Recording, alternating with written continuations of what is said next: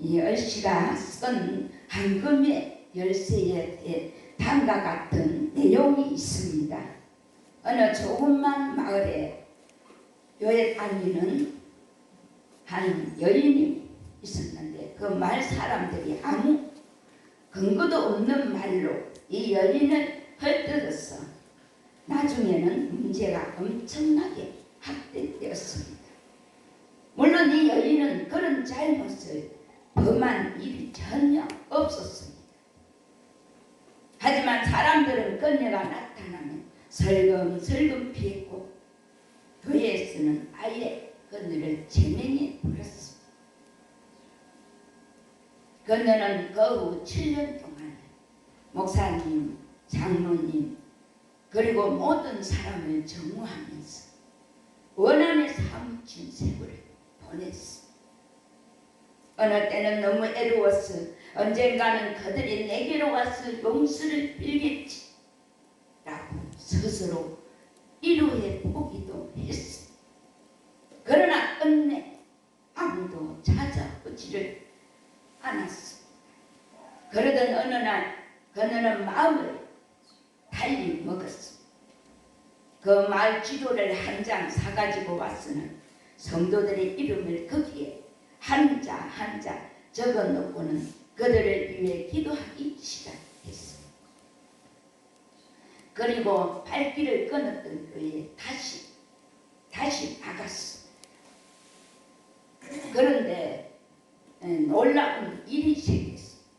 사람들이 모두 그녀를 기쁘게 맞이하면서 그녀에게 용서를 비는 것이었습니다.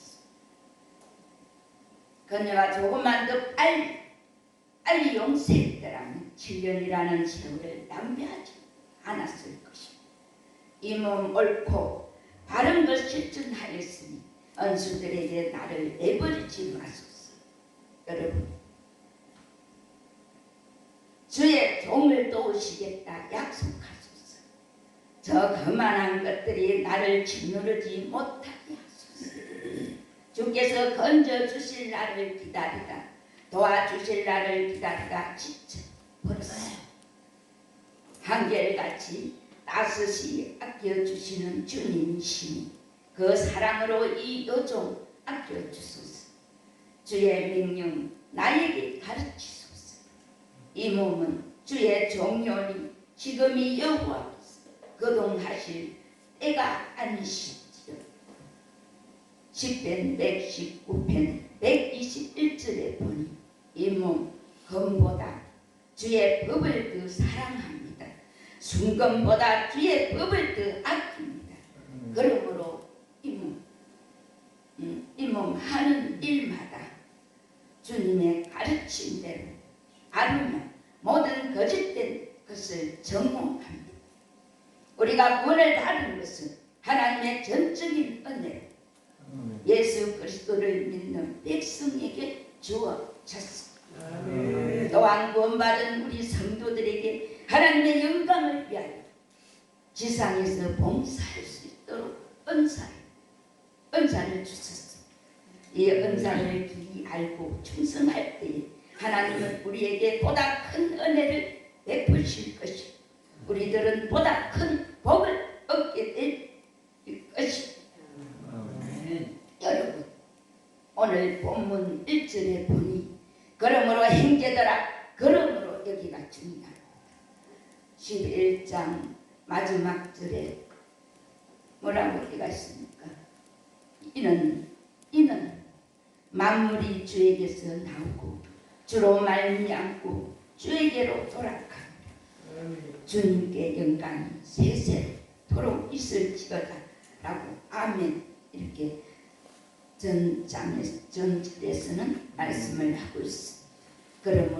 그러므로 형제들아, 내가 하나님의 모든 자비하심으로 너희를 권하노니 너희 몸을 하나님이 기뻐하시는 산 거룩한 제사로 드리라.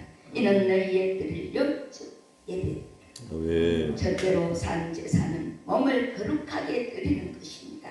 너희 몸을 하나님이 기뻐하시는 거룩한 산 제사로 드리라는 말씀, 우리의 생애 전체가 그대로 하나님께 제사가 사랑 권면입니다. 그리고 우리는 더 적극적으로 선을 행해야 합니다. 손으로 무지하고 입으로 저주하는 자를 축복하고 뒤로는 여가 있는 대로 하나님의 음성을 듣는 것입니다. 이것이 곧 산재물이 되는 것입니다. 이것이 곧 영적 예배의 생활입니다. 마가복음 7장 20절에 이하 포리 부동이라는 말이 있습니다. 겉과 속이 다르다는 것입니다. 가끔 이 시대를 사는 사람들을 보면 지나치게 이중적인 모습을 볼 수 있습니다. 여러분, 유명한 범벌한 그 목사님이 승리하는 신앙이라고 하는 저서에 나오는 한 예화를 소개하고 싶습니다.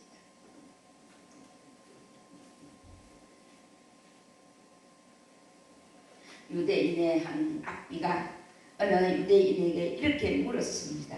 당신이 길에서 돈이 많이 들어있는 지갑을 주었다면 어떻게 하겠습니까?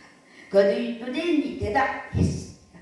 솔직히 말해서 저에게는 아이들도 많고 몹시도 가난해서 하나님께서 제게 주신 선물인 줄 알고 가지겠어. 납비는 말해요. 그대는 도둑이다. 다시 다른 유대인에게 당신이 돈이 많이 들어있는 지갑을 길에서 주었다면 어떻게 하겠소? 하고 물었습니다. 그 사람은 대답합니다. 그야말로 즉시 임자를 찾아서 주겠어. 납비는 말합니다. 그대는 바보요. 또 다른 유대인에게 물어봤습니다. 그대는 돈이 많이 들어있는 지갑을 주었다면 어떻게 하겠어? 그 사람은 대답합니다. 돌려줘야 한다는 것은 잘 알고 있습니다. 동시에 내가 얼마나 마음이 약한 사람인지도 알고 있습니다. 내가 얼마나 유혹에 약하다는 것을 내가 알고 있습니다. 그런 경우에 정말 내 앞에 일어난다. 그 돈지갑들을 어떻게 할 것인지 나도 잘 모르겠습니다. 모든 것은 하나님의 은총에 달려 있습니다. 납비는 말했습니다. 그대 말이 옳다. 여러분, 최후의 승리를 보고 살아야 합니다. 세상이 약삭 빠르고 드세고 말 잘나는 사람이 모든 것을 다 가질 것 같습니다. 그러나 악은 결국 패배합니다. 잠언 2장 22절에 그러므로 하나님의 백성은 비둘기처럼 순결하되 뱀처럼 지혜로우라는 말씀을 깊이 생각하며 살아야 합니다. 세상의 유혹과 시험이 단순한 문제가 아니기 때문입니다. 날마다 말씀과 묵상 가운데 씨름하면서 때로는 별일 각오를 하고 싸워야 합니다. 마가복음 8장 34절에서도 주님께서 그리스도라는 사실을 고백했습니다. 신앙 고백기에는 어떻게 주님을 따를 것인가가 중요합니다. 그래서 주님은 그들이 주님을 따라올 수 있는 준비를 시키기 위해 제자의 도리에 대해 말씀을 하십니다. 이 제자의 도리는 말씀하신 구절입니다. 첫째로 조건은 자기를 부인하는 것입니다. 지금 우리가 살고 있는 시대는 자기를 높이는 시대입니다. 바울이 지적했듯이 말세의 특징이 자기를 사랑하는 것이라고 했습니다. 그래서 이 시대를 우리는 나 세대라고 부릅니다. 두 번째 조건은 자기 십자가를 지라는 것입니다. 십자가는 죽음과 부활의 양면성을 동시에 갖고 있습니다. 사람들은 십자가를 지라면 죽음만 생각합니다. 그러나 죽음 뒤에 부활이 있다는 것을 놓쳐서는 안 됩니다. 여기서 십자가를 죽으라는 것은 내 욕심, 헛되고 헛된 내 허영, 이런 모든 죄짓는 부정적인 삶의 사건과 방향을 향해서 나를 죽은 자 여기라는 것입니다. 동시에 하나님에 대해서는 하나님의 기대와 하나님의 꿈과 복음에 대해서는 산자처럼 살아야 한다는 것입니다.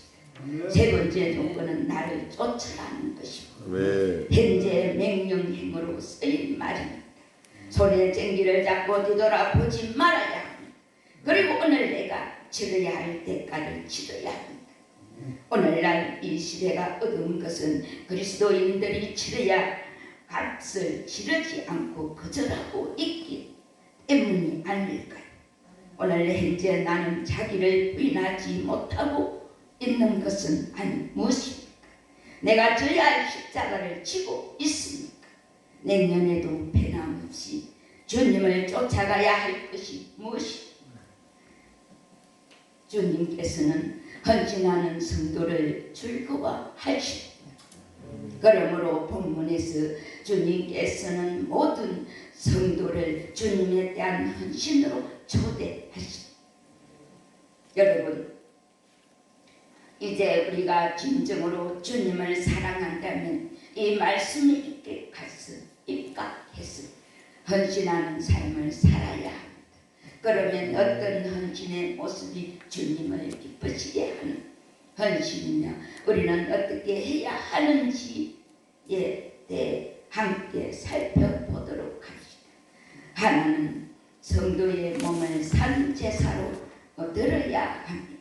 바울은 먼저 너희 몸을 하나님이 기뻐하시는 거룩한 산 제사로 드리라고 했습니다. 이 말은 무슨 뜻입니까? 우리의 몸을 깨끗이 하고 생활을 거룩게 하며 그 몸으로 나와 하나님께 예배하고 충성스럽게 봉사하라는 말입니다. 성도들 가운데는 간혹 자신을 돈으로 봉사하겠다 혹은 특별한 물품으로 봉사하겠다는 이들이 있습니다. 그리고 예배와 봉사에는 제대로 참석지 않고 술집이나 당구장, 골프장 등 성도들에게 유익하지 않는 장소에서 사업상이라는 명목으로 가는 이들이 있습니다. 여러분, 과연 이것이 성도로서 합당한 모습이라 할 수 있습니까? 우리 몸을 주님께서 피로 값주고 사신 주님의 것입니다. 베드로전서 1장 18절과 19절에서 보니 너희가 알거니와 너희 조상이 물려준 헛된 행실에서 대속함을 받은 것은 은이나 금같이 없어질 것으로 된 것이 아니오 오직 흠없고 점없는 어린 양 같은 그리스도의 보배로운 피로 된 것이고, 따라서 돈이나 물품으로 하기보다는 먼저 하나님 앞에 성도들의 성결한 몸으로 영광을 돌려야 합니다. 고린도전서 6장 20절에 보니 값으로 산 것이 되었으니 그런즉 너희 몸으로 하나님께 영광을 돌려. 두 번째로는 성도는 마음을 새롭게 해야 합니다. 다음으로 바울은 너희는 이 세대를 본받지 말고 오직 마음을 새롭게 함으로 변화를 받아 하나님이 선하시고 기뻐하시고 온전하신 뜻이 무엇인지 분별을 하도록 하라고 했습니다. 왜 마음을 새롭게 해야 한다고 했을까? 바로 그 사람을 지배하고 움직이는 것이 마음이기 때문에 잠언 23장 7절에도 대저 그 마음의 생각이 없다면 그 인도 그러한즉 그가 내게 먹고 마시라 할지라도 그의 마음은 너와 함께하지 아니합니다. 그러므로 우리는 마음을 변화시키되 완전히 변화시켜야 합니다. 주님을 섬기는 일에 있어서는 두 마음을 가지고 섬길 수가 없는 것입니다. 한 종이 그 주인을 섬길 수 있겠습니까? 없습니다. 그러므로 우리는 마음을 새롭게 하여 주님께 온전히 헌신해야 됩니다. 시편 24편 3절과 6절에도 보니 여호와의 산에 오를 자가 누구며 그의 거룩한 곳에 설 자가 누구일까? 그 손이 깨끗하며 마음이 청결하며 뜻을 허탄한 데 두지 않냐. 거짓 맹세하지 아니하는 자 그는 여호와께 복을 받고 구원의 하나님께 의를 얻으리는 여호와를 찾는 족속이요 야곱의 하나님의 얼굴을 구하는 자. 여기에 보면 여호와의 성산에 오를 자가를 가리켜 옷 손이 깨끗하며 마음이 정결하며 뜻을 헛단한 데 두지 아니하며 거짓 맹세하지 아니하는 자로다라고 말씀을 했습니다. 여러분 다시 한번 우리의 모습을 살펴보고 헌신하는 데 합당치 않은 모든 요소들을 마음속에서 제거하며 하나님께서 기뻐 받으시는 삶의 모습을 지니시기를 주 예수 그리스도 이름으로 축원드립니다. 성도는 두 번, 세 번째로 성도는 믿음의 분량대로 헌신해야 합니다. 마지막으로 바울은 3절에서 마땅히 그 이상의 생각을 품지 말고 오직 하나님께서 각 사람에게 나눠주신 믿음의 분량대로 지혜롭게 생각하라고 했습니다. 우리에게는 각자마다 하나님께서 주신 은사가 있습니다. 그것이 크든지 작든지 간에 최선을 다해 헌신할 때에 그 헌신을 주님께서 받으십니다. 우리는 주위에서 곧잘 자기의 한계밭에 일에 열심을 붓다가 오히려 다른 사람에게 덕을 세우지 못하고 스스로 시험에 빠지는 경우를 종종 보게 됩니다. 오늘 주신 본문에서 바울은 성도에게 자신의 몸을 하나님이 기뻐하시는 거룩한 산제사로 드릴 것을 겁니다. 그런데 여기서 말하는 몸은 단순히 육체적인 것만을 의미하지는 않습니다. 거기에는 우리의 육신뿐 아니라 마음과 의까지도 포함됩니다. 즉 이미 그리스도의 지체인 우리의 몸은 성령께서 항상 내주하심으로 하나님의 성전이 되었는데 이러한 몸을 우리가 온 마음과 정성을 다하여 전적으로 헌신할 때 거룩한 산제사가 되는 것입니다. 성도의 삶 전체가 이렇게 하나님이 기뻐하시는 거룩한 산제사가 된다고 할 때 실상 본문 이하에서 다루게 된 다른 윤리적 실천들은 이미 온전히 실행했다고 할 수 있을 것입니다.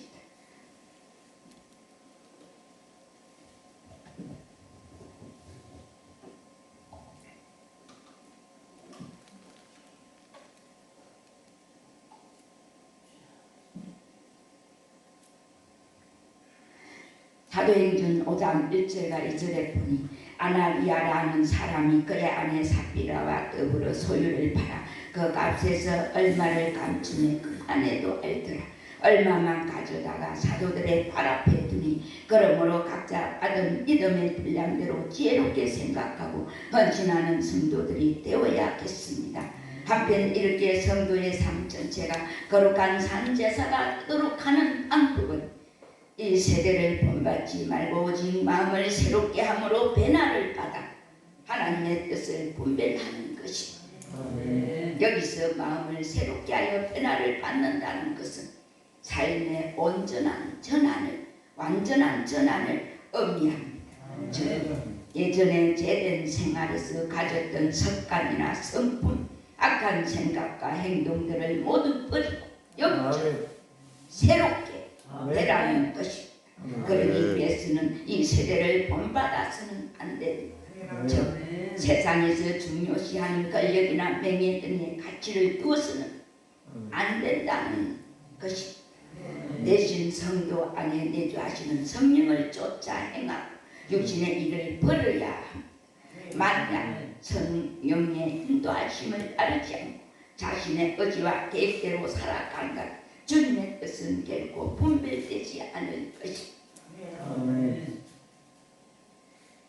고린도전서 12장 12절에 보니 몸은 하나인데 많은 지체가 있고 몸에 지체가 많으나 한 몸인가 같이 그리스도도 그러합니다. 여러분 내게는 왜 헌신의 분량이 이렇게 적었냐고 불평하지 마십시오.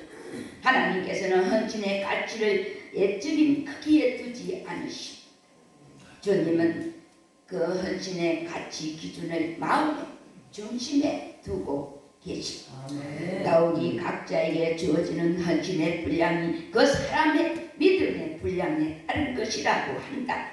그 많고 적음을 따지지 말고 오직 순종과 감사의 자세로 최선의 삶을 살아야 마땅할 것입니다. 그리고 그 헌신이 얼마나 마음과 뜻과 정성을 다하여 떨어졌는지에 대해 우리의 관심이 있어야 합니다. 이것은 주님께서 기뻐하듯이 여러분 고린도전서 10장 17절에 떡이 하나요 많은 우리가 한 몸이니 이는 우리가 다 한 떡에 참여합니다. 주님께서 우리에게 헌신을 요구하십니다. 어떤 헌신입니까? 바로 몸의 헌신, 생활의 일부나 재물의 일부가 아니라 삶을 전폭적으로 하나님 주님께 바치기를 원하시고 그러므로 우리는 모든 생활 속에서 자신을 성결히 해야 하며 몸으로 교회에 나와 충성봉사한 삶을 살아야 합니다. 무엇보다도 마음을 성결히 함으로써 자신의 인격에 거룩한 변화를 가져와야 합니다. 자신의 믿음의 분량대로 최선을 다하고 신앙생활을 해야 하는 것입니다. 시편 4편 5절에 의의 제사를 드리고 여호와를 의뢰할지 신앙생활을 주님을 의뢰해야 한다는 것입니다. 베드로전서 2장 5절에서도 너희도 그리스도로 말미암아 하나님의 기쁘게 받으시는 신령한 제사를 드릴 거룩한 제사장이 될지라고 주님은 말씀을 하고 계십니다. 여러분 우리에게 많은 은사가 있거니와 그 은사를 어떤 특정 성도나 특정 교단에만 베풀어주는 전유물로 여기서는 안 되는 것입니다. 우리들은 받은 은사를 잘 활용하여야 할 것이고 그렇게 하기 위해서는 사랑과 기도 생활에 힘써야 할 것입니다. 사도 바울의 권면처럼 제일 좋은 길 고린도전서 12장 31절에 사랑을 실천하는 생활일 것이고 믿음을 좋게 하고 주님을 더욱 가까이 하는 것은 길은 바로 기도 생활일 것입니다. 시편 103편 2절에 내 영혼아 여호와를 송축하며 그 모든 은택을 잊지 말지. 신 말씀에서 마치 다른 이에게 말을 건네듯 자기의 영혼의 주님을 송축하며 받은 모든 은택을 잊지 말라고 가르치고 있습니다. 여기서 송축하면 어떤 의미일까요? 여호와를 송축하면 그분의 이름을 높여 드리는 것입니다. 물론 구약에서 송축은 1차적으로 악기나 목소리로 하나님을 노래하는 것입니다. 하지만 전체적인 의미로는 삶 전체가 하나님을 송축하는 것입니다. 그래서 만일 어떤 사람이 단순히 입술로만 주님을 송축하고 마음이나 삶이 그 내용을 담고 있지 않는다면 아무런 의미 없고 심지어 하나님을 향한 모독일 수 있습니다. 시는 이러한 송축함이 언약 백성의 특권이자 의무라고 노래하고 있는 것입니다. 그렇다면 여러분은 진정으로 그 의무와 특권을 누리고 있습니까? 하나님의 자녀로서 그분의 섭리의 큰 구도 속에서 내가 겪은 것이 축복이든지 고난이든지 그의 그 의미를 믿음으로 해석하며 그것으로 하나님을 송축하고 있는지 묻는 것입니다. 그렇게 생각하면 주님이 우리에게 베풀어 주신 것은 모두 은혜입니다. 우리가 주님께 드린 것 가운데 나쁜 게 많이 섞였지만 우리 하나님이 우리에게 베풀어 주신 것들 가운데도 나쁜 게 없었습니다. 우리가 하나님 앞에 살았던 착한 삶 메아리처럼 우리에게 선으로 돌아왔다. 우리가 악하고 나쁘게 했던 것은 자녀를 징계하시는 하나님의 그 악을 선으로 바꾸사 다시 우리에게 주셨기 때문에 우리는 그때 하나님의 큰 사랑을 기억하면서 송축하지 않을 수 없습니다. 여러분, 우리 성도들이 사람의 방언과 천사의 말을 하거나 예언하는 능력이 있어 모든 비밀과 모든 지식을 알고 산을 옮길 말 모든 믿음이 있을지라도 또한 모든 것으로 구제하고 몸을 불사르게 내어줄지라도 사랑이 없으면 그것은 아무것도 아닐 것입니다.